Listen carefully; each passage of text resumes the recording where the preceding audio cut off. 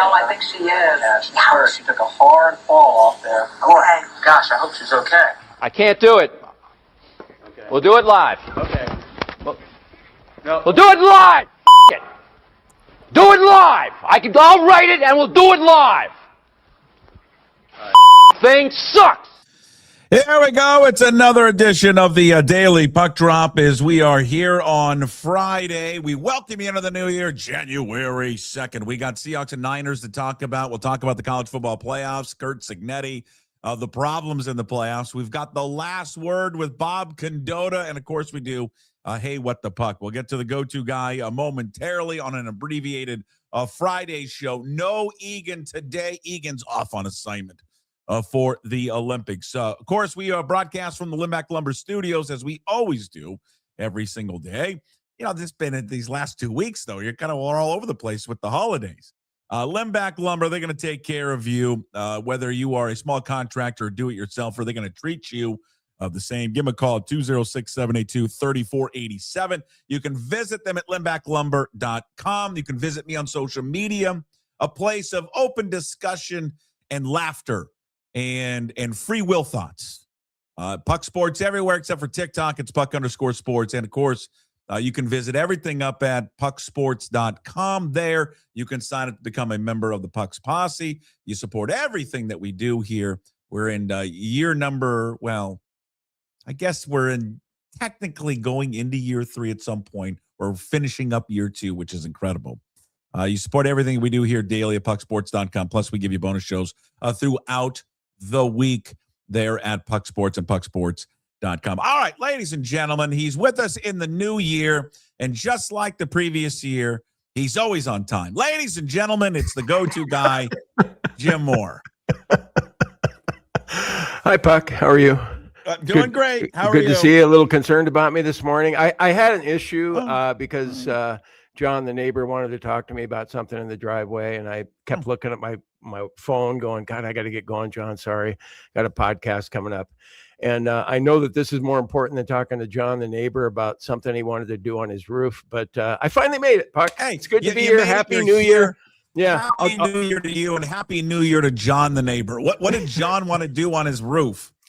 There's something down here in Bend to melt the snow on your roof so it doesn't stay up there when we get too much snow. There's some sort of wire thing that you put up there in the gutter area. I don't know. It's something I'm not going to do. Okay. I'll just let the snow build up on our roof. Yeah, and collapse the house. Don't you have a metal roof there in Bend or no? God, he's out riding his bike right now. I don't know what the hell he's doing. Came over and watched football. We watched the Oregon game yesterday. You and John becoming fast friends. Yeah, I had a bet on Texas Tech. That was a good one. That was nailed the Texas Tech bet. Good. Yeah. I almost was 3 for 3 yesterday, except for Georgia. Georgia shouldn't have been. Yeah. Yeah, that was a hell of a game. Anyway, Puck, okay, listen, I'm brought to you by A Clean Streak. They're a cleaning business in Oak Harbor. You know all about Brian Turner and his crew. They'll do everything for you. They'll clean your roof. They'll clean your gutters. They'll wash your windows. They'll pressure wash your driveway. They'll do it all. Check out the reviews at acleanstreak.com or give them a call for a free estimate at 360-3. What the hell is it? 360. Hey, Brian loves me. Brian loves me, and I love Brian. Okay, what? It's a new year. You expect a new me? I don't think so. 360. Maybe just an improved you. Just No, look at me. I'm a mess. I couldn't even find a hat to put on. You are kind of a mess today. You look like you just woke up. What do you think of the people that give you a hard time when you say 360 instead of 360 or 206 instead of 206? It bugs the hell out of me. My wife corrects me every single time. I don't like it. 360 is fine. Okay, 360-395-5748. Yeah. Brad Brotherton, you know why I talk about him all the time? Because he owns Brotherton Cadillac in Shoreline and Brotherton Cadillac and Brotherton Buick GMC in Renton. He'll give you a great deal on a great car. So check in with him. Tell him go Cougs. They'll exceed your expectations at brothertonauto.com. And tonight, you can do the Kraken. They're red hot. I kind of make fun of them when they lose, but they're red hot lately. You've been tuning in every night. They're on fire, as TroyWins.com would say. Yeah. And tonight, you can watch them at the Angry Beaver in Greenwood at 7:30. They're playing the Canucks in Vancouver. It's known as a hockey bar. Get down there, check it out. Get your free shot of Jägermeister from Matt. Order it tell him, Matt, Jim said I get a free shot of Jägermeister. So come through, Matt Baker at the Angry Beaver in Greenwood. Hey, the New Year's resolutions. Are you a New Year's resolution guy? Yeah, well, I kind of, like I'm a go to the gym more often guy. I'm a huge Planet Fitness guy. And I'm going to try and go there more often. I'm going to try and drink less, eat less, lose some weight, be nicer to my kidneys, all those kind of things. Yeah. Okay. But I did a dry January last year, but I already blew that because I had a beer yesterday. Oh, so you were going to do the quit month of drinking to really prove it that you don't need that alcohol in your system, and it's already over on the first day? Yeah, but I did it last year. Yeah. Yeah. And did it change your life? I thought it was interesting. I thought it was really interesting. I think, interesting from what standpoint? Like John, the neighbor, says that, when you consider doing a dry January, even if you don't do it, then you're kind of admitting that you might have a problem with alcohol. Well, of course, that's the whole point of the ridiculousness of it. Why is it ridiculous? Because if you have to do the whole month, I should really go a month without drinking, then that's when you call up Pat. Oh, you think? Yes. Well, you can't. Well, you can't call him up anymore. But I'm just saying that's when you look. You know what's funny? You know what's funny is that you mentioned Pat O'Day. I love that man. I was just thinking about him the other day when I was on a walk. God, I just love Pat O'Day, and everybody who grew up in Seattle loves Pat O'Day. I miss Pat. Okay, had a great golf tournament up at Friday Harbor. Go ahead and interrupt me. That's all right. I'm sorry. He was a great man. So no New Year's resolution other than just the standard. Hey, eat better, drink less, be nice. All the things that will be over in the number one thing that I think we've lost in this country because of the person who's in the White House is that we need to be. We're off to a great start. Okay, we need to be nice to people. He's made it okay to be rude to people, and it's not okay to be rude. I think being nice to people is a great thing. Okay. I know that you already got listeners who are leaving. Oh God, Jim's they're already listening. I can see them right Jim. now. Here we go. Jim the beta male, Jim the sheep. Did you have a cocktail this morning? No. Yeah, no. You might have. Hey, listen, don't give me a hard time about that. You're on Twitter, every once in a while saying a few things. You are. I'm telling you, we've got a big game to discuss tomorrow. Okay, let's go. I'm ready. Not discuss about what the current political situation in America is. Well, you asked me what I wanted to be in 2026, and it should be nicer. That's all you had to say. Just be nicer. Okay. Not without the commentary. What have you got? I don't know. I really haven't given much thought. Nothing? I really got nothing. Like more content for your listeners, or? No, I think we're doing too much. To be honest with you. My New Year's resolution is to do less in 2026. Okay, that's a good resolution. I'll tell you. I know you're too young. You're too young to retire, but you will enjoy it when you get there. Oh, I trust me. I know I'm going to retire. No, I'll give you one. I used to be a real big, not that I'm not anymore, hiker. I used to go hikes all the time, like mountain hiking. And, it's something I haven't done in a while. I remember when you worked at KJR, I remember when you took Mari to her gym workouts, you'd go to Tiger Mountain. All the time. All the time. Yeah. So, I need to get back into that. That would be one thing. All right. And lay off the peanut butter and spooning it into my mouth from the fridge. You're still doing that? Yeah. How many spoonfuls a day? I don't know. Give or take. It's the holiday. Well, see, I can't give you a hard time about that because I had a bowl of ice cream last night, and then I'm literally getting ready to go to bed, and I thought, God, those mint Oreos are in the pantry. Why don't I have 5 of them right before I go to bed? That's always why not? Sounds good. Yesterday I think I don't know what time it was, about 10 o'clock. And I'm like, I'm kind of sore. My lower back and ass is kind of sore because I have literally from about 8:50 in the morning till now have been on a chair watching football. Yeah. Have not moved. Took the dogs out like twice. Have not really moved at all.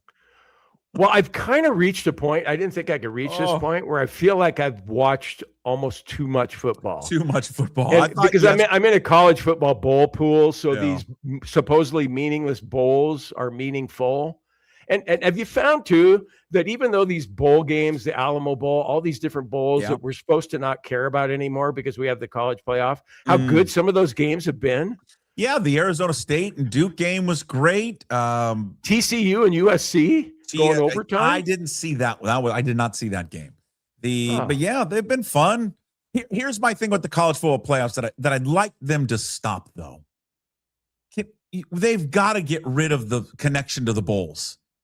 It's just dumb.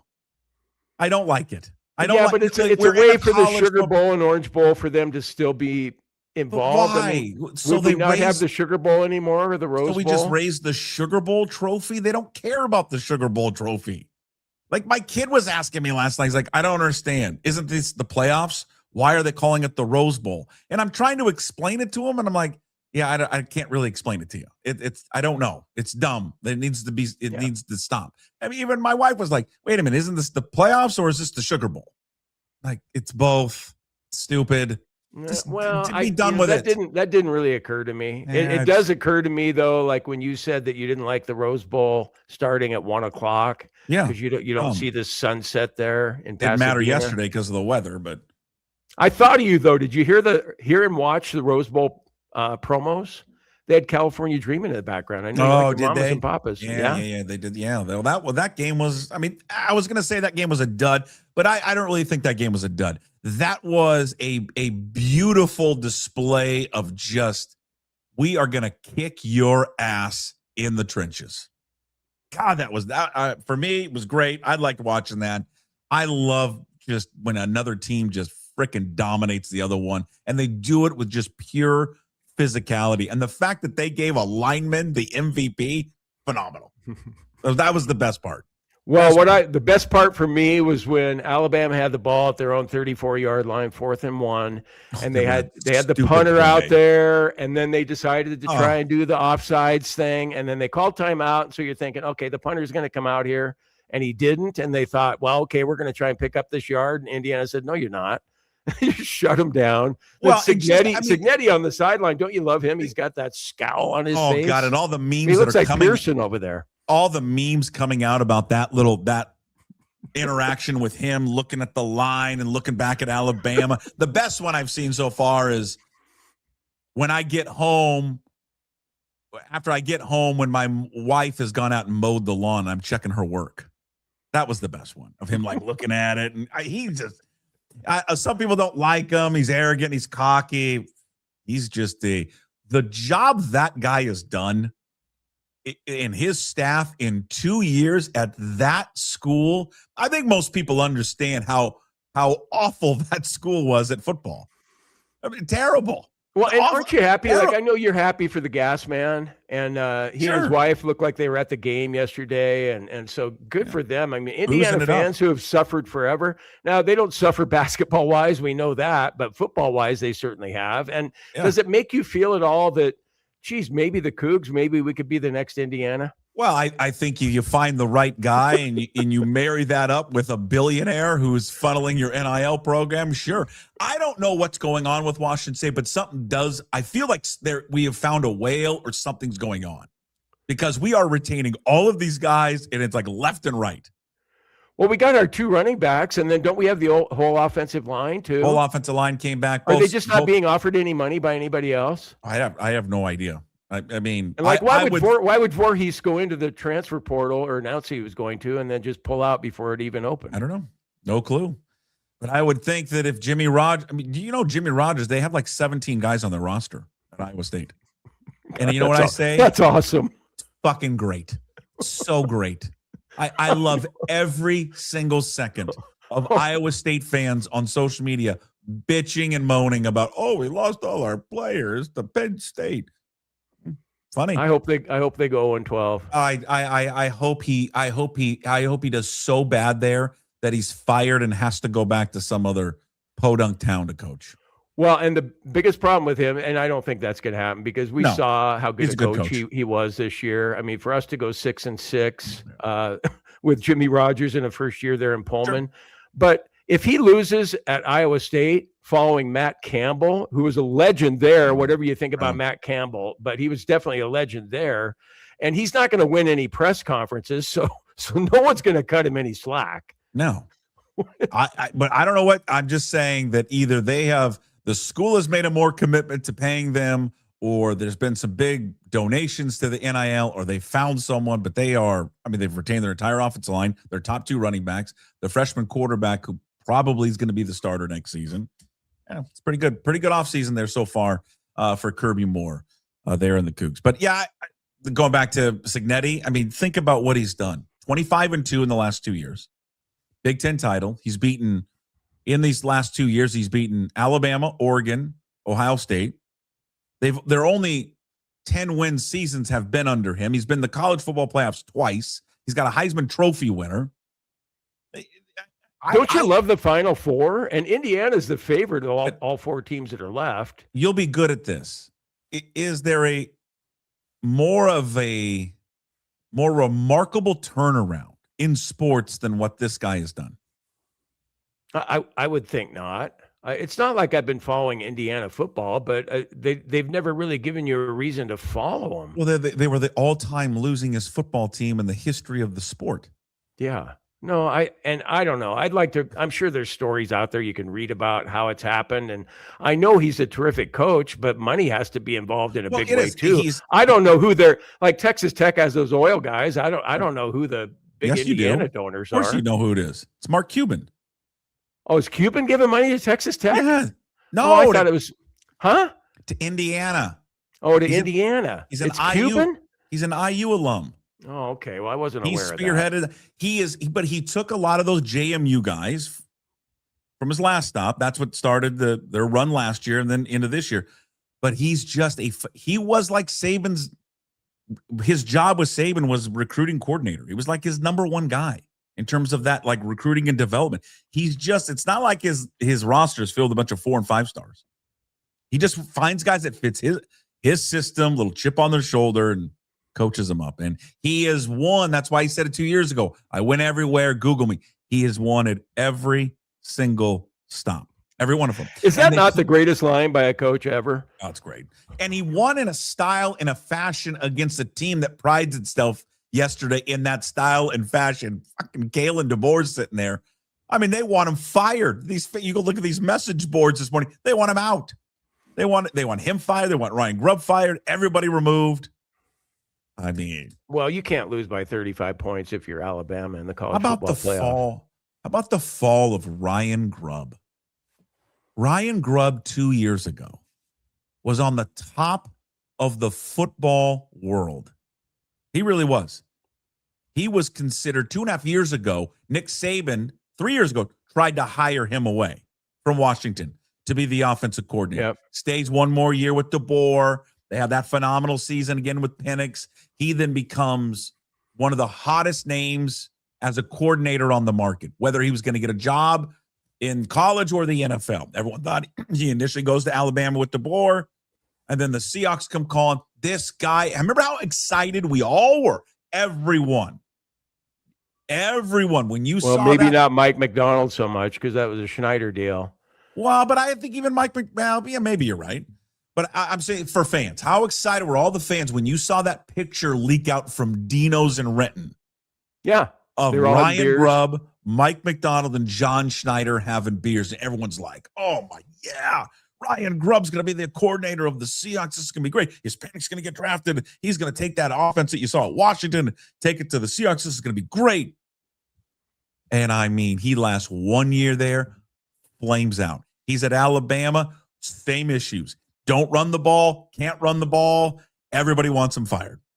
I mean, he is. Well, I don't know if he's to blame for all of that, but there's got to be a fall guy there. And you reach a point when Alabama can't run the ball. Alabama's always been able to run the ball. What a remarkable fall, though, from Ryan Grubb. It is truly breathtaking how fast his star has burned out. Yeah, he's probably going to have to, what at this point? I mean, he's going to be fired. So what, go to a mid-major level? Will he fall that far? I don't know. Maybe DeBoer doesn't do it, doesn't pull the plug on him because they're, friends and have worked together forever. But there'd be a lot of heat on Kalen DeBoer next year. A lot of heat. And he should. You're right. Aren't you regretting your decision? I just think to myself, again, I don't understand why he did that, other than money and I guess prestige being associated with Alabama and the history there. But you never want to follow the legend and be the next guy. You want to be the next guy after the next guy. And everybody knows that. And he proved that he could win a national championship at Washington. And if he has a 9-win season at Washington, everybody's going to go, well, that's good enough for us. Yeah. You know, if occasional national championship run, make the college football playoff. But in Alabama, if you don't go 14-0 every year, they're going to have issues with you. Wonder how now it ended poorly there for Pete Carroll in the last few years, but does Mike Macdonald, do you have that same thing if you're Mike Macdonald taking the Seahawks job? You don't really get that feeling in the NFL, right? Where you don't want to replace the guy, because generally you're replacing a guy who that NFL team wants to get rid of anyways, and they got rid of Pete Carroll. In the last few years under Pete wasn't good, so they wanted to move on. Schneider's got great timing, doesn't he? Getting rid He's of been Russell really Wilson good at at it. the right time and Pete Carroll at the right. You could make a good case for Pete to keep the job, and they made the move anyway. And God, look at them now. The Seahawks wouldn't be 13-3 under Pete Carroll right now. Well, it just goes to, and again, we can save it for after the regular season game coming up tomorrow. But I mean, if John Schneider doesn't take home the Executive of the Year award this year, then I'd really just wonder, like, what are we doing? At what point is he going to get the award? I mean, because you're right, his timing's been great on the Russell Wilson trade to move on from Geno Smith, to move on from Pete Carroll, DeMarcus Lawrence acquisition, the Leonard Williams acquisition. I mean, all of it. His fingerprints are all over what they're doing right now. Witherspoon, Eamon Murray. I mean, you can just go on and on and on about John Schneider, but he won't win the award. Really? No, he won't win the. I say no, like I know. Come on. But don't you think it's always like the rags to riches? The biggest jump teams this year. The biggest jump teams. Whoever New England's president is, or whoever Denver's president is. Well, I think Vrabel will be the shoo-in for the coach of the year. But I just, if Schneider doesn't win it this year, then F the award. I don't want to listen to it anymore. We're not going to give it any more time if he doesn't win it this year. But again, that's for after the season. Whenever they get to it, we got a big game tomorrow. Seahawks favored by 1.5. It's held steady there at 1.5. What does the go-to guy's gut think is going to happen tomorrow evening in Santa Clara? Well, I'm going to bet $100 on the Seahawks. Of course you are. Yeah. I just think, they had San Francisco by 1.5, and then it flipped over in Seattle by 1.5 now. I'm also going to bet on the game going overtime because that suggested it's probably going to be really tight down to the wire. You love a good overtime lately. Yeah, and it's your go-to play. It's a sucker bet at 8-1, but I'm a sucker. I think I've proven that over the years. And you like a little action. I don't really have, all the X's and O's inside, as you know, but it's as simple as Seahawks offense, San Francisco offense. Okay, let's say the San Francisco offense is marginally better than the Seattle offense, especially in the first half. I think we can say that, even though Seattle set a franchise record for points scored this year. You still give the edge to San Francisco, but you give a much greater edge to Seattle's defense over San Francisco's 100%. defense. And so that's the difference in the game. And I think everybody who follows both teams, like if you're a 49ers fan right now, you're thinking, okay, I know we can win this game, and I sure as hell hope we win this game because then we can play at Levi's Stadium the next 2 games and then play there in the Super Bowl. But you're also thinking the only way we're going to win is to win a track meet because our defense can't stop anybody. And conversely, the Seahawks fans are sitting there going, hey, man, as long as Sam Darnold doesn't turn it over too much, I think we can win and maybe even win going away here. But therein lies the rub, though. But therein lies the rub of the game, right? Because you think that they should be able to move it up and down the field against that defense, but then you said it there yourself. Well, as long as he doesn't screw it up. Because that's going to be in the back of everyone's mind tomorw. Okay, I've got to blow them out if he doesn't screw it up. What do you think of this? Like if I'm Clint Kubiak, here's what I'm doing. And everybody talks about it. I've heard the first 15 plays. Let's go. No, it's not the first 15 plays. I've heard everybody talking about it. You don't want to restrain Sam Darnold because he's capable of the explosive plays. So if you rein him in, then you won't get that part of Sam Darnold, the explosive part of Sam Darnold that we all love. And you don't want to take that away from him. So here's my plan. Go ahead and unleash him once you cross the 50-yard line. Okay? You unleash him once you cross the 50. But when you're in your own territory, you call plays a little closer to the vest, give it to Walker, give it to Charbonnet, throw to your tight end, do little check downs and be more conservative on your side of the field to prevent him from turning it over on your side of the field and giving a short field to the Niners.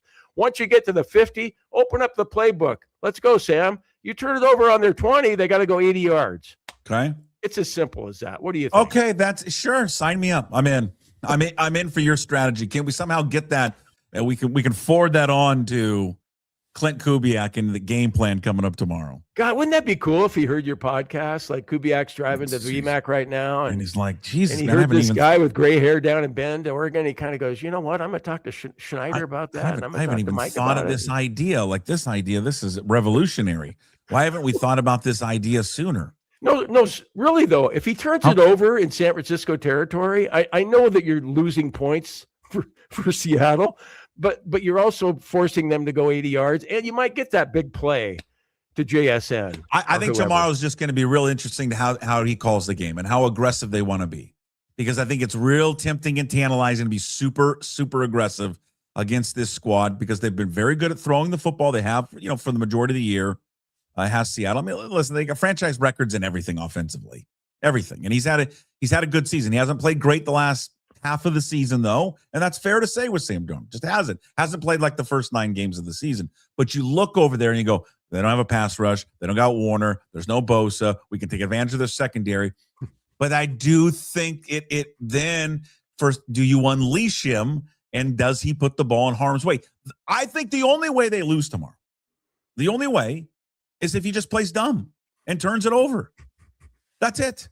That's the only way they lose. No, I know. That is it. So, like, I know. if you're I don't think he's going to turn it over tomorrow. Do you?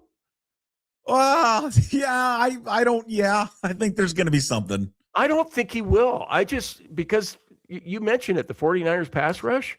They have 18 sacks in 16 games. Come on. That's horrible. Yeah, but I Worst think, in the league.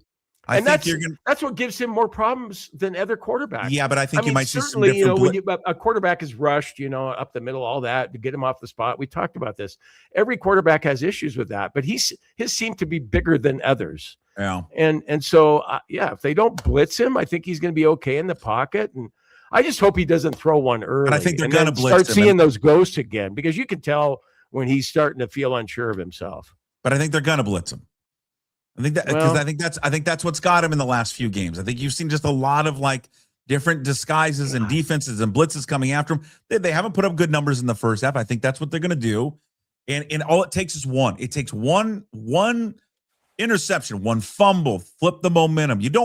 That offense, you don't need to give them a short field. I think we all understand. You don't need to give them any advantages to try and move the ball. Now, they did a good job against him defensively in the first meeting, only held him to 17 points. But, in there were 2 massive drives in that game.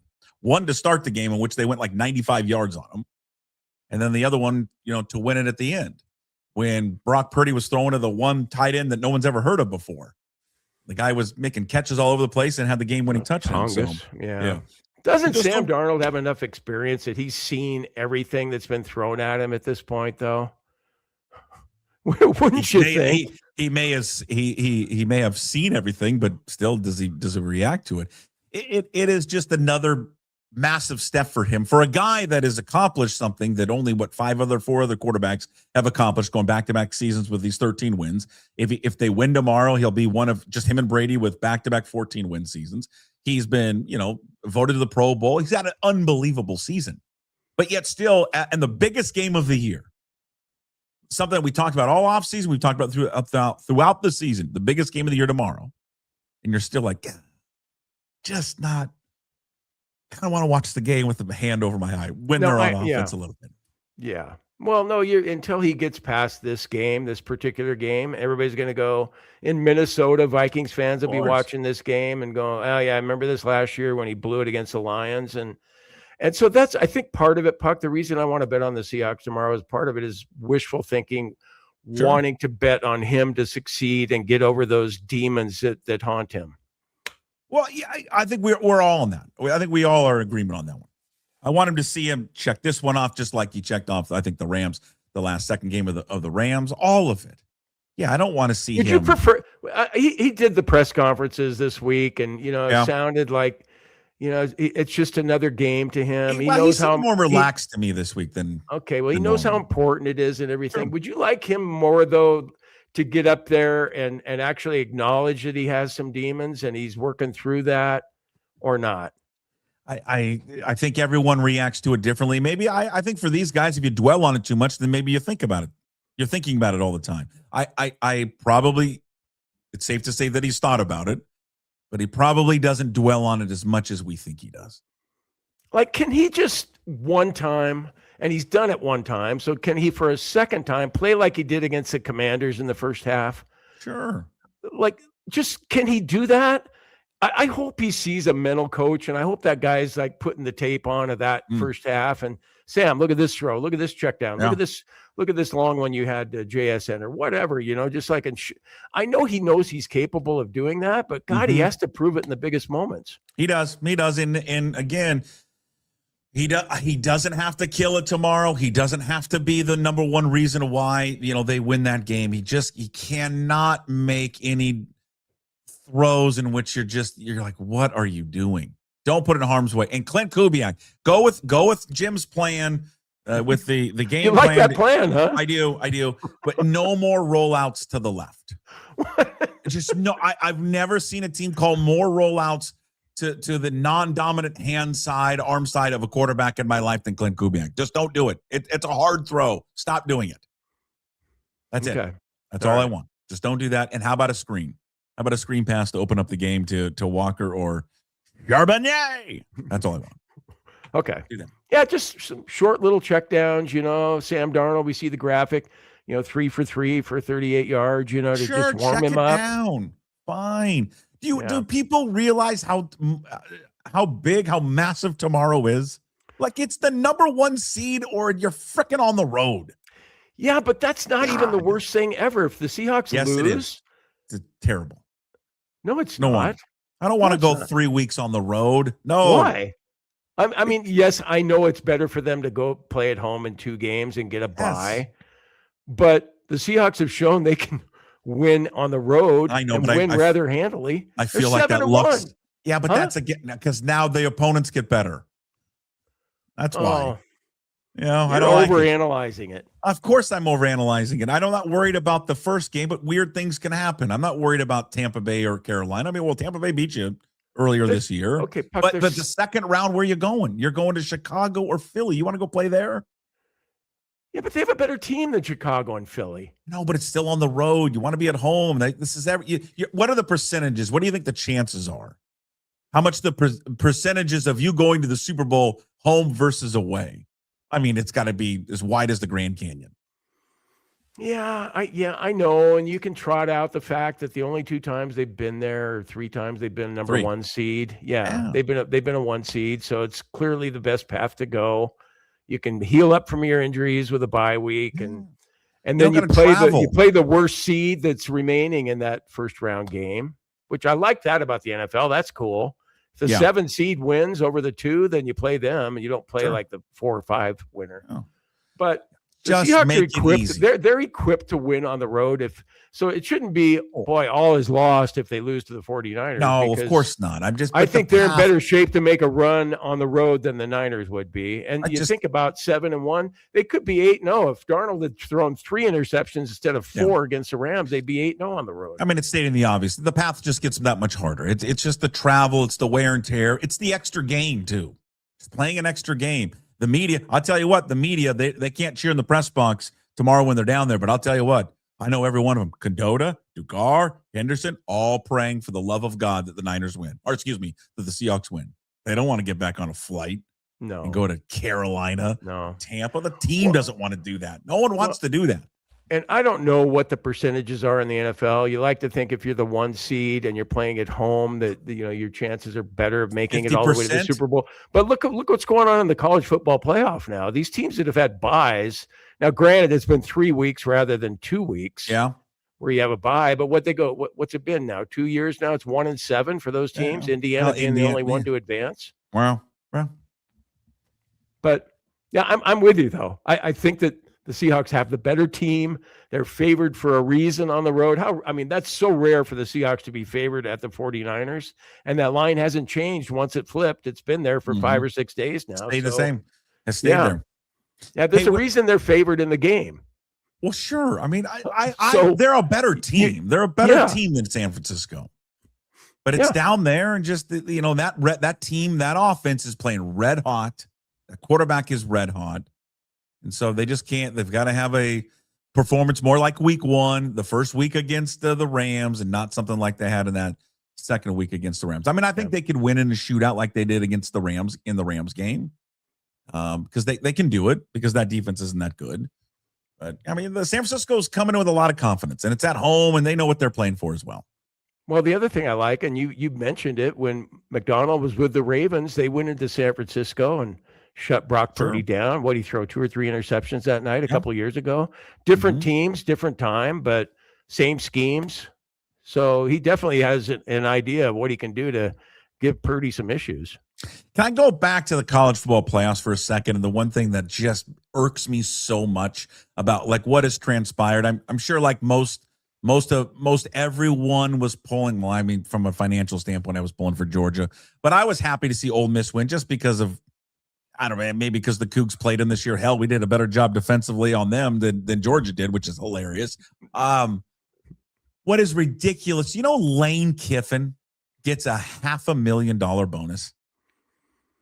I saw that for what, making it to the semifinals, and they probably makes another $1 million if they make it to the final, and then who knows if they win the whole thing. Can there not be something in the contract that if you're not with the team, you don't get it, that you volunteered to leave? Yeah, it's the Ole Miss run is so surprising to me because, I got to admit that I bet on Georgia because I thought, God, if we were good enough to get within 3 of Ole Miss, what's Georgia going to do to these guys? Right. And then I also thought when you lose your coach like that, usually things are sort of in disarray, but it seems like it's been galvanizing for Ole Miss. Well, how about the dilemma? And their quarterback went from, like, I know about Trinidad Chambliss and, watched him against the Cougs. He wasn't that great against us. But boy, I looked at him last night and I'm thinking, I don't follow this stuff like Mel Kiper, but I want that kid on my NFL team after what he did last night to a supposedly good Georgia defense. What the hell was that by Georgia last night? All right. So he shouldn't get the money. It's ridiculous that he's getting the money. It's so stupid that he gets to pocket that. It's so dumb. So dumb. I mean, I like that he tweeted. Do you see that he tweeted out something? Hey, that was fun. Way to go, guys! And then the comments were terrific. How about the dilemma that they're facing right now? They don't know if all of those assistant coaches are going to stay on. I know. There's like, and then how many of these players that are playing for the national championship are already going to play for LSU next year? Well, because they've got decisions to make with the portal opening up right now. They've got guys that are playing. They got a game next week and potentially a game, on the 19th if they can win that game. And they're guys trying to decide their future. Where are they going to go? Maybe they've already decided. I don't know. Maybe a guy decides I'm in the portal but still going to play and I'm going to go to LSU. And these assistant coaches now, they're having to think about their job. Ole Miss now is having to game plan for Miami, get that all together. Meanwhile, Charlie Weiss Jr., he's having to do that at the same time, recruit players on that team and elsewhere in the portal to go to LSU. Do you think it's possible that with the 4 teams left, that there will be 1 player or maybe 2 players that enter the portal today and then not play this week? Like key players? Because he's risking. I mean, that story that Sorensen sent us that showed what every position is making, and it's crazy how much these guys are making. I mean, even if you're an offensive lineman, you're making at least $600,000 if you're one of the top guys. Because the portal ends on the 16th and the title game's on the 19th. So are you asking, do you think a key player is going to do that? What if you're well, even a quarterback, let's say Shambles. No. I'm saying a backup. I'm just saying a key player, a starter or a key player. You think starter or a key player? Is it possible that he would enter the portal today, and then I think the next games, the semis are Thursday and Friday? Yeah, next week. Yeah. Is there any chance that anybody would sit out of one of those, especially if Some schools saying, "Hey, we'll give you $2 million, but Sure. you can't risk injury in the rest I'm of the not way." going to say no to that because it's just such a shit It seems show. like an easy thing to say no to, but not anymore. But I'm not going to say you're crazy. Is it plausible? 100% it's plausible that someone that's going to potentially play in the national title game sits out of the national title game because they need to go to a new school, and that school says, okay, if you come here, you can't play in that. And they're like, okay, sure. Wouldn't that be something? It's laughable until it actually happens, and then it's sad. Let's make some money, shall we? Would you like to make some money? Our handicapper is here. Yes, after the bloodbath for many yesterday, our PuckSports handicapper is here. It is Troy Wins, TroyWins.com. Last time we saw Troy, he was poolside, I believe, in Palm Springs. That doesn't look poolside to me. Doesn't look like the same great location. Happy New Year, Troy Wins.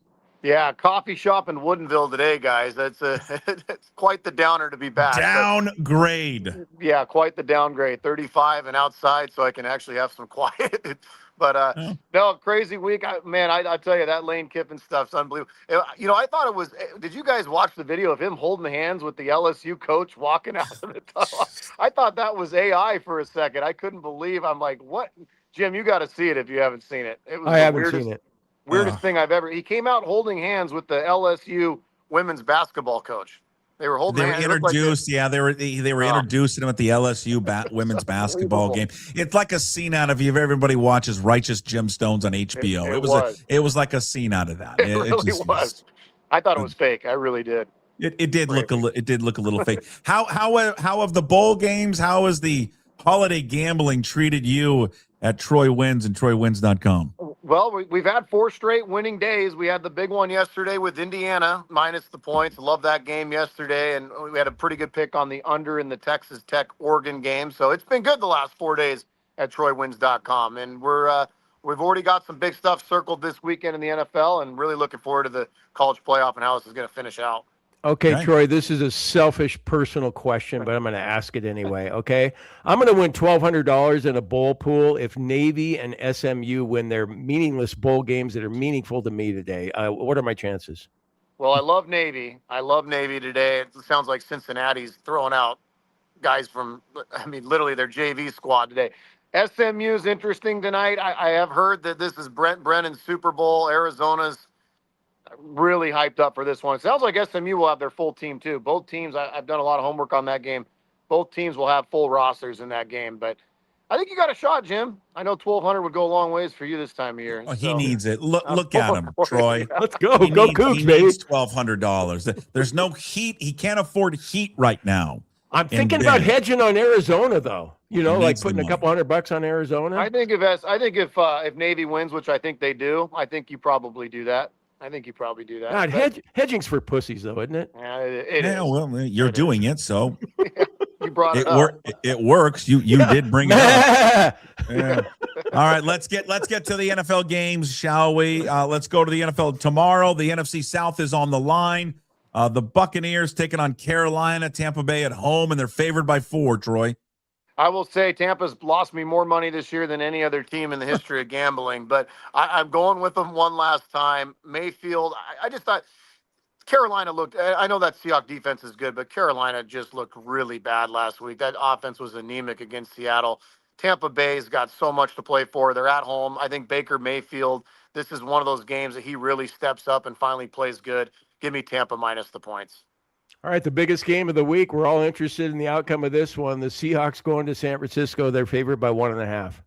Kind of a head scratcher, but I like Seattle. Just the more complete team. I think when you give Darnold time, that's when he's good. He's more, when you see him struggle, he's under duress. But the 49ers just have no pass rush. I think Seattle's defense is good enough to contain the Niners. I think they get their points. But I like Seattle 27-24.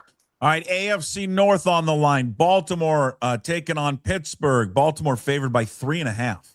I love Baltimore. I just think this DK Metcalf thing really put a number on Pittsburgh. They looked terrible last week in a game that they could have won against the Browns and not had to worry about this one. Give me the Ravens in a big, big way. Lamar's playing. Harbaugh, they looked better against Green Bay last week. Give me the Ravens. College football semifinal game, Indiana and Oregon. It's interesting to note that Oregon was a 7.5-point favorite over Indiana this season. Indiana won in Eugene. Now Indiana is favored by 4 in the semi. I'm going with Indiana. That team just looks so good against Alabama. They're obviously well coached. We know that, but they're good on both sides of the ball. They can run. They've got an NFL quarterback. I just think the Ducks, Moore is, he looked okay yesterday, but Indiana made him look bad in Autzen Stadium. They'll make him look bad again Thursday. I like Indiana to win this one relatively handily, 31-20 Indiana. Okay, the other semifinal game is going to be Ole Miss getting 2.5 against the Hurricanes.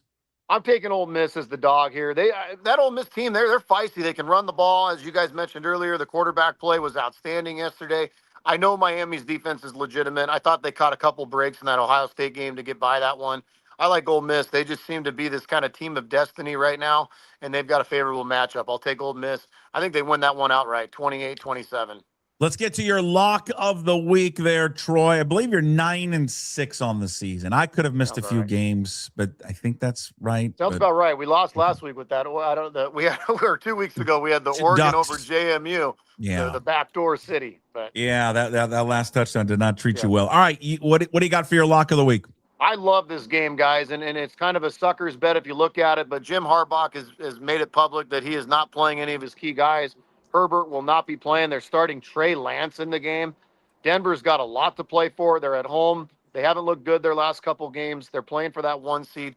Give me the Broncos minus 12.5 at home against the Chargers as my lock of the week. Okay, what do you like there, go-to guy? I'll tell you, I got lucky last week. Boy, you talk about backdoor coverage. San Diego State scoring with 1 second left to cover against North Texas. Thank you, football gods, for that one. I'm going with the Seahawks as my lock of the week, give them 1.5. And I know I'm the kiss of death. I mean, I suck at this most of the time. But I'm gonna take the Seahawks anyway. I like what Troy had to say about them, and I like their defense over San Francisco's. That's a wise pick. All right, so you got Seahawks minus 1.5. I will go back to the FCS. Last time I did this, Montana got obliterated, and then Jim took $50 off of me. But I will go to the FCS championship game Monday night. Give me the Bobcats minus 10.5 against Illinois State. I like it. Yeah, let's go Bobcats. I like it.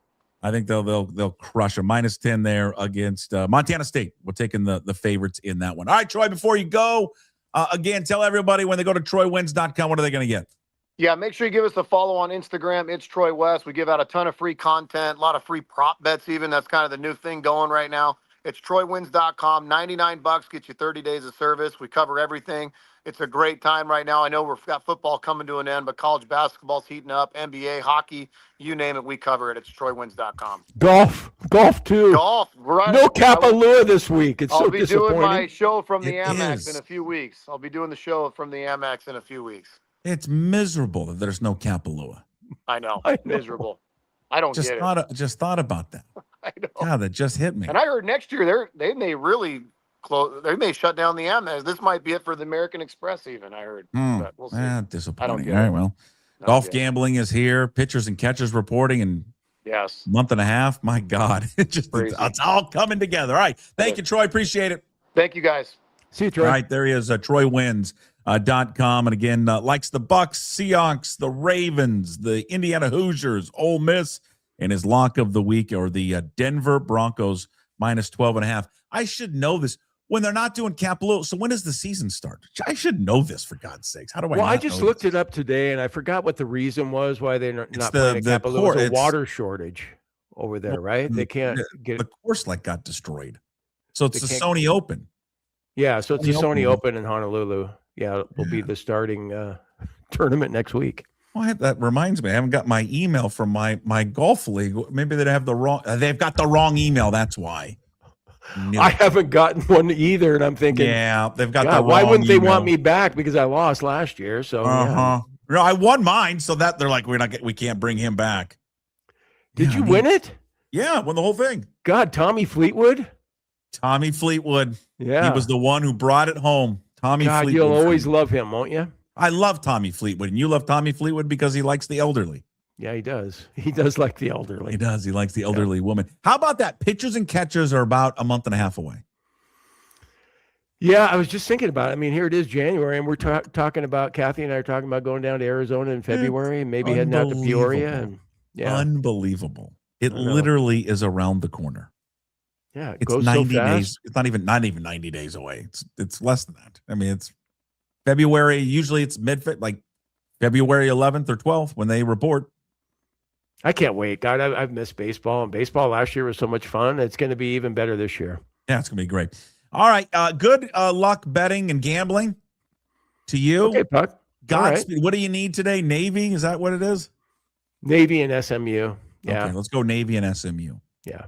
So we'll see how that works out. But yeah. Here's to a great start to 2026, my friend. Same to you, Puck. I love you, Puck. And thanks to all the listeners. Hope everybody has a great new year. And we'll talk to you on Monday. Okay, we'll see you on Monday. There he is. Okay. Go Cougs. Go Cougs. All right, Jim Moore with us on Monday, Wednesdays, and Fridays. We'll be back in the full strength and full slate of shows coming up next week when we're back after having these last 2 weeks kind of interrupted with all the holidays. But big thanks to all of his sponsors at Clean Streak. Big thanks to Brian Turner, also Bright Owl Lighting there with Brian, Brotherton Cadillac, and the Angry Beaver there in Greenwood. It's time to get to the last word with Bob Condotta. He gets the last word on your Seattle Seahawks. His weekly appearance is brought to you by Georgetown Brewery. Drink Georgetown Tavern Beer, your new locally brewed domestic-style lager. 4.2% alcohol. Cheap, good, local. Prepare well, your team is probably going to play well. You're not always going to win, but they're going to play hard, and they're going to go out there and give good performance. You can live with that. Today we're going to talk about our next opponent.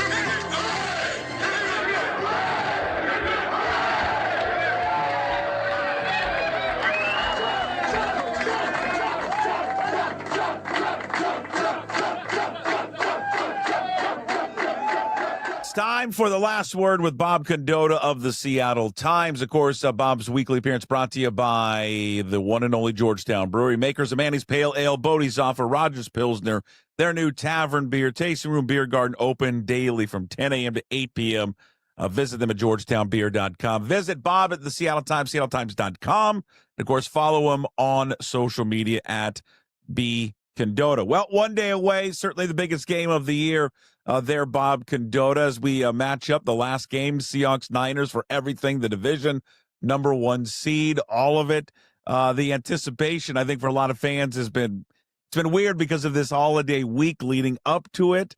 But, boy, this is for everything. This is it. This is everything and anything you'd ask for if you were both of these organizations, saying, listen, you could control your own fate with a win tomorrow. Yeah, definitely. And throw into this the 49ers as well. I mean, that it's like just a big rival. They've kind of struggled in general. They beat the 49ers the last few years. They did beat them down there last year, but you know, that they're kind of they've I mean, the Rams too, but they've sort of been the benchmark you've got to get past. This is kind of that game they need to win if they're really gonna you know, as for all that they've done this year, if they were to lose this game, you would have lost 3 out of 4 against the Rams and 49ers this year. And it would be like, well, are we really, you know, did we take that step to be the best team in the NFC West? We didn't yet. So yeah, there is just a ton writing on it, but yeah, tangibly, I mean, you know, the way the new playoff rules work, I mean, only one team gets the bye, you know, so getting the bye and getting the home field, you know, it will change drastically, you know, and not having to immediately, I think already everybody's already dreading the prospect of, you know, if they lose this game, you're getting on a plane to go to either Carolina or Tampa Bay next week. And, you know, for a team that's been on the road the last 2 weeks anyway, there's an awful lot to play for sure. How different are these two teams? And it's been a while, obviously, since they've met. Week 1, that was a victory there by the Niners. A lot has changed since then, though, for both teams. Yeah, definitely. I mean, the biggest thing, the 49ers, is just all the defensive injuries they've had. You know, Bosa going out, Williams, the rookie defensive lineman they had going out. You know, the some other things they've had happen as well. They just don't look at all like the dominant defense we've often seen in the past, and you really saw that with that Bears game, where they had so much trouble stopping the Bears. So to me, that's a huge opportunity for the Seahawks. On the other hand, though, you look at the Seahawks or the 49ers keep overcoming that, and they've won 6 in a row as is and all that to get to this spot. Offensively, they seem to be a better team now than they were then, even though nothing's really changed necessarily personnel wise for them. But Brock Purdy just seems to be playing the best he's ever played, and McCaffrey stayed healthy, and so they have Shanahan just seems to have that so dialed in, and so they're kind of on paper every 49er game is kind of has been a little bit high scoring of late with the way the 49ers have played. So you wonder if it's going to be a shootout. But then you've got the Seahawks defense has been so good all year, other than kind of the Rams game basically. But in general, they've been really good. I don't know if the Seahawks. It's funny. There's a lot of people yesterday were kind of talking a little bit about the Seahawks offense and its evolution from the beginning of the year. Statistically, it's not necessarily better. They were kind of playing better at times earlier in the year, probably than they are now. But they are running the ball a little bit better. So we'll kind of see. But for sure, the Seahawks defense, is a little different. I mean, you got Nick Emmanwori, and that's really the biggest thing you've got now. He only played the 4 plays, I think it was, in the first game, and so the way they've integrated him into there has really made their defense a lot better. But defense wasn't really why they lost that first game at all. So obviously there are some differences there, but in general, it's the Shanahan scheme and what he does with that, and I know he's very well aware of McDonald. If you recall that, when McDonald was with the Ravens, they really put it to the 49ers at the end of the year a couple of years ago. And then obviously they played a couple times now, 3 times now, these last couple of years, and did lose to them last year. So, I don't know that there's going to be any real surprises or anything schematically, but there will be some tweaks for sure. Yeah. And obviously one of the biggest storylines, Bob, going into the game is just going to be this next step here, right? This is another thing that Sam Darnold can check off, right? We talked leading up to the second Rams game. Can he put together a performance that gets that Rams monkey off his back? Well, he's going to face the same thing that he faced a year ago. He was in a similar situation, leading a team to a division title, leading a team to the number 1 overall seed, and it's not all his fault, right? It's a team game. But Detroit handled Minnesota. He did not play well. They go into the playoffs despite all the wins that they had, and they get knocked down the first round there by the Rams. So for him, this is going to be, I think, another step for him. And I think the way that the rest of the league and people who cover it, people within the league, will view Sam Darnold. Seems though that like this week when you guys were chatting with him, did he seem the same? He seemed much more relaxed this week maybe than previous weeks. I don't know. Maybe that's just my weird observation, but that's just kind of how it viewed it as to me when I watched them. Yeah, they did it because of the way the week went. They did it differently. We talked to Darnold after practice yesterday. Usually we get him in between. We get him right before practice. So I don't know. Maybe that had something to do with it. Maybe he was happy to know once he talked to us, he was kind of done for the day, I think. But relieved. But yeah, I mean, I really don't sense that he necessarily gets, that's the issue, that he gets like nervous or uptight or it's things like that. I think I think he's played a lot of big games in his life going back to high school and USC and things like that. So I don't know if it's necessarily that, but for sure, there's got to be a human element of him that understands what the narratives and the storylines are and wants to, would like to shift those a little bit. Definitely. But it still just comes down to making plays here and there. And, that's kind of been his thing, is just a few plays, every game where something happens, and how do you avoid that? And, and is that avoidable? At some point, do quarterbacks, do all players sort of become who they are a little bit, despite how much you want to change them? And so that is kind of the question Darnold has to answer is that something you can kind of really inherently change? Is not doing that, is figuring out how to prevent those things from happening, or just kind of having that ability to overcome them, which he kind of did in the Rams game, where the second Rams game, where he had the couple of interceptions and then was able to, when opportunity presented itself with the punt return, basically, but then was able to put together those drives at the end of the game and go win it and all that. So, but you're right. It's going to be a huge storyline, and it's going to be kind of the same storyline until he sort of plays differently and changes it. I'm curious how they will attack and address these first half lulls. Because it's just been a problem the last, 3 or 4 games where they just haven't been able to get off to those good starts. And then I would wonder with them, Bob, and they're not going to release any intel on the game plan, what they're going to do tomorrow. But with that defense of the Niners struggling, who they've lost, like how weighing of how aggressive they should be against it, or do they play it a little bit closer to the vest because they know they don't want to give them any, early or easy opportunities for that offense by putting the ball in harm's way? Yeah, it is an interesting thing that way, because you would sort of look in general at the fact that the 49ers pass rush has kind of been so bad of late that you would want to just throw it more. And the Seahawks have been a really good deep passing team this year. I mean, Sam Darnold has spent much of the year leading the NFL in average yards per attempt. So maybe this is the time you kind of max protect and you try to go at it that way. But that is the kind of thing that can lead to, you throw a couple of incompletions and you're giving the ball back, it's having only taken 35 seconds off the clock or something like that. If it doesn't work out, or you get sacked, or you do get sacked or something, or something else happens. So the kind of the cliche against the 49ers would be, you want to run the ball, you want to limit possessions, you want to keep Brock Purdy and George Kittle and Christian McCaffrey off the field as much as you can. So it will be kind of interesting that way. It's felt like in all these games, in general, opposing teams have come out with some sort of pressure package that has caught the Seahawks off guard. They give up a couple of sacks here or there on something that just seems to really kind of confuse the Seahawks about where it's coming from. They don't pick up the right guy on a blitz, things like that, and it results in a sack or two. And then the Seahawks seem to figure that out as the games wear on. They figure out what the other team's doing, and then it's a lot cleaner the rest of the way. And that's why you kind of see these comebacks happen. The 49ers got Robert Saleh, obviously, is a very good defensive coordinator. He's got KJ Wright usually standing right next to him. If you watch the 49er games on the sidelines there, KJ sort of appears to be one of his right-hand men there, as an assistant for the 49ers now. But so will the 49ers kind of do that as well and put in some pressure package that the Seahawks haven't seen, and let's try to get a sack or two early, just not necessarily having to beat anybody one-on-one, but just by kind of confusing them.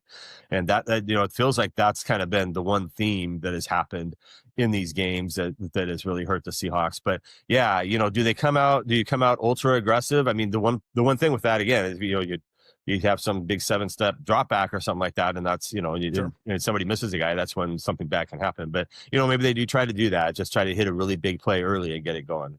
So injury situation seems pretty clear, or is it still up in the air with Jones at left tackle?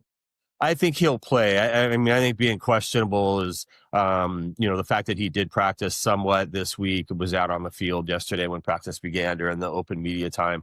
I think that indicates he's trending toward playing. I think with another 48 hours to get better for that. Questionable guys, obviously sometimes they don't play, but a lot of times guys listed as questionable, they play. Obviously Charles Cross is out and Kobe Bryant's doubtful, which I think means he's not going to play. I think they feel pretty comfortable anyway there with Ty Okada and what they have with their safety situation. And then everybody else is good to go, which included the good news there was Rashid Shaheed, right, recovering from the concussion he had and being back. So Jones is sort of the one thing to watch, but I think he'll probably play. We'll talk to Mike Bethal a little bit in a few hours later today, right before they get on the plane, and maybe he'll say that. Maybe he'll try to be coy about it, but I think for a game of this magnitude, if you can kind of go at all, if they don't have a lot of other great options to replace him, I think they'll probably get him out there. Bob Condotta, is what top storyline or storylines heading into the game?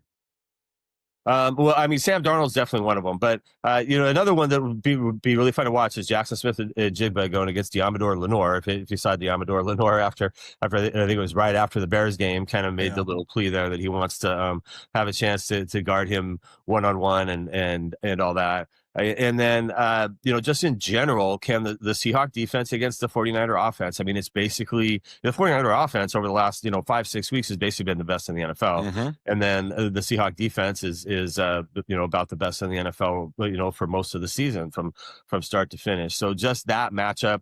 And I do think there's some members of the Seahawks defense who they talked a little bit about it after the Carolina game. They felt like they kind of didn't play well in the Rams game, and they wanted to show that wasn't who they are. And I think they will be more than determined and happy to go out there and try to win this game themselves, and if this is a game they would have to win 10-7 or something like that, they'd be happy to try to do that. It doesn't matter, 2-0. That they could do that in a setting like this. Yeah. All right. Can you give us a sneak peek? Will the editors, will the people at Times let you reveal or hint at what you're going to go with in the paper tomorrow? Yeah, sure. I'm going to go ahead and pick the Seahawks, actually. And I do have the best record of all the people at the Seattle Times. Of course you do. So far this year. So, I just kind of feel like it's their time to kind of do this. This is a team that has been building all year to, they in general showed up when they've had to. You can sort of point to the 2 Ram games and look at the second one as maybe a little bit of a fluky win, but they did get it done at the end. They've in general kind of risen to the occasion when they've had to, and they've played really well on the road all year. That's a lot to ask. 8 wins would tie the NFL record for most road wins. I mean, that's something they'll have to, so that's a little bit of a record there they'd have to set. But yeah, I just I don't know. I just kind of feeling like maybe their defense and San Francisco's offense cancels each other's out, and then kind of the other matchup that the Seahawks offense can play just a little bit better than the San Francisco defense.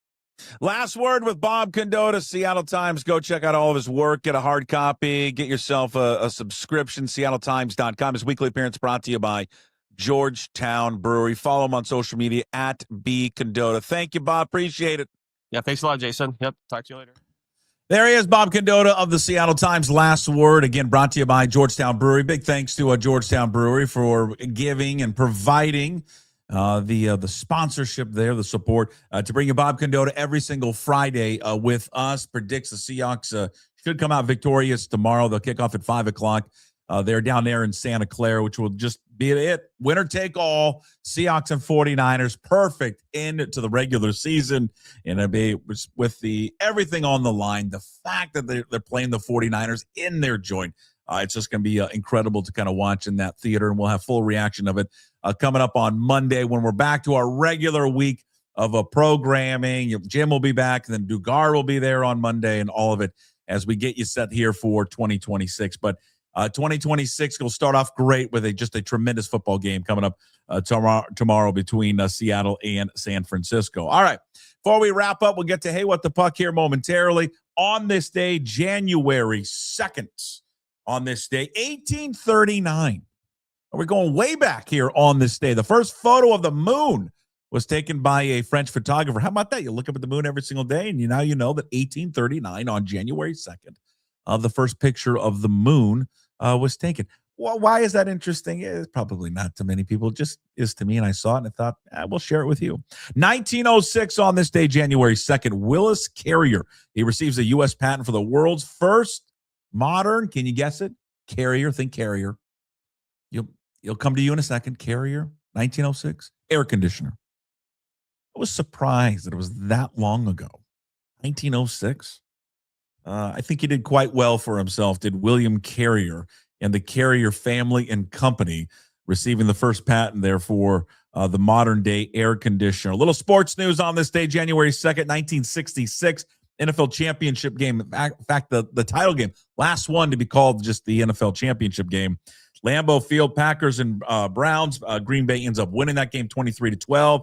It was the first game in color and last title game before the Super Bowl. Last but not least, a happy birthday goes out on January 2nd on this day. Happy birthday to the greatest right-hand hitting professional baseball player we've ever seen. Edgar Martinez turned 63 today. He was born in New York City. He moved to Puerto Rico when he was 2. He lived with his grandparents. He was initially signed by the Mariners on December 12th, 1982 for a whopping $4,000. He would make his professional debut in Bellingham a year later. He would 5 years later make his professional debut, major league debut with the M's September 12th, 1987. He appeared in 13 games in September in those 13 games. He gave you a little glimpse of what he was going to do. He hit 372. But the Mariners, you remember back then, were committed to Jim Presley playing third base. So in 1988, started in Calgary. He once again comes up for a cup of coffee late in September. In the 10 games in September, hits 389. Next season, they're like, we can't hold him back any longer. He is named the starting third baseman, opening day roster for the Mariners. The rest is history. He suffers a major injury, which prevents him from playing. He tears his hamstring, which ends up robbing him of playing third base. So he ends up, DHing, playing third base too, but goes to a full-time designated hitter in 1995. That year, he wins his second AL batting title. He hits 356. He also leads the league in runs scored, doubles at 52. His on-base percentage of 479. His OPS over 1,000. He finishes third in the American League MVP voting that year behind Mo Vaughn and Albert Bell. And then, of course, after he retires, he's elected to the Baseball Hall of Fame in 2019. Happy birthday going out to Gar, 63 today. All right, before we wrap it up on this Friday, and just can't wait for tomorrow night.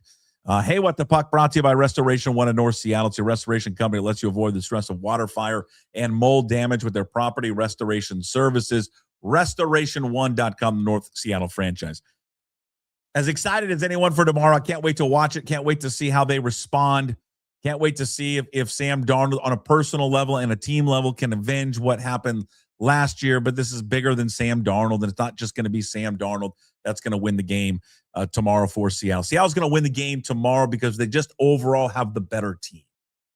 Do they have the better offense? No, but it's the better overall team. And their time is coming. The time is now for them. And defensively, they are playing at a level that I honestly didn't think in the heyday of the Legion of Boom we'd ever see again, maybe quite like that here in Seattle. But they're doing it.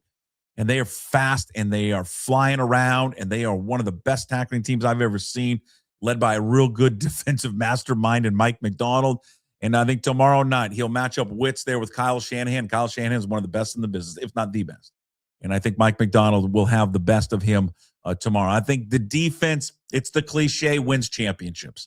And I think that defense tomorrow is going to prove why they are the best defense in the National Football League with a victory over the San Francisco 49ers. That's Hey, What the Puck, brought to you by Restoration One of North Seattle. Again, they're locally owned and operated. Help them. They're going to help you, let you avoid the stress of water, fire, and mold damage. Just reach out to them. Tell them Puck sent you. Restoration1.com, the North Seattle franchise. Thank you for everyone watching and listening today. Thank you for the last 2 weeks. I know the shows have kind of been all over the place. In case you missed, guys, this week, if you're a Puck's Posse member, if you're not, there is another episode of KJ Arntz with Mitch. That is available. We did record Wednesday with Mike Garofolo of the NFL Network and Rob Staten in the Bloody Trenches with Rob. So those are both up there on YouTube and all podcast platforms. We separated those two. So in case you missed Garofolo this week and Rob Staten and Mitch from KJ Arntz, they're all available to you right now on all the platforms. We'll be back to our regular schedule starting on Monday. Looking forward to it. Big thanks to all of our sponsors, as always: Limback Lumber, Georgetown Brewery, Flat Stick Pub, Restoration One. Big thanks to gym sponsors as well: Clean Streak, Bright Owl Lighting, Brotherton Cadillac, and the Angry Beaver. Today's Daily Puck Drop, find it up on YouTube when you're there. Please subscribe to the channel. You may watch it all the time, but you're not a subscriber. Just hit the subscribe button. Hit that like button. Leave a comment. Try to get to as many as we possibly can throughout the day. Also, find the Daily Puck Drop on all your favorite podcast platforms. Apple, Spotify, does not matter. And, of course, PuckSports.com. There you can sign up to become a Puck's Posse member. Your membership gives you, again, support all the things that we do here free daily. Plus, we give you bonus shows throughout the week, like KJ Arntz with Mitch. Also, Ryan Divish, Inside Pitch, back coming up next week as we inch closer and closer to the start of the baseball season and spring training. All right, that's it for us. Everybody, enjoy your Friday. Enjoy the weekend. Go Hawks. We will react to all of it coming up on Monday. Until then, as always, we promise to be better. No shoes, no ties. Anybody like to smoke some pot? Yeah. I was born Judah. I was born to lick your face. I was born to rub you, but you were born to rub me first. What do you need my address for? We like to send out a mailer. Mother of mercy, I don't speak Japanese!